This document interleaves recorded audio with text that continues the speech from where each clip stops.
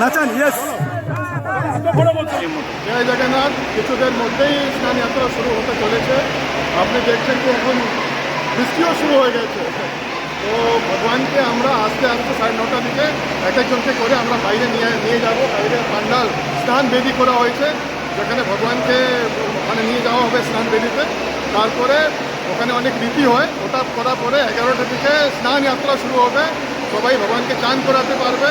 আবার 12টা দিকে ভগবানকে ভোগ লাগানো হবে ভগবানের। তারপরে গজাবেশ হবে।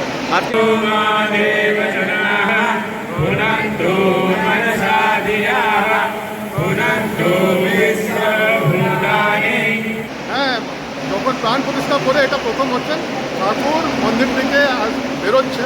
সেটা কি রথে দিয়ে যাবেন না আপনারাই নিয়ে যাবেন? আমাদের মায়াপুর থেকে 50 জন ভক্ত এসছে, আর এখানে 50 জন আমরা আছি। তো আমরা সবাই মিলে ভগবানকে 3 জন ঠাকুরকে আর সুদর্শন চক্র সবাইকে এক এক করে বার করা হবে, স্নান বেদিতে বসানো হবে।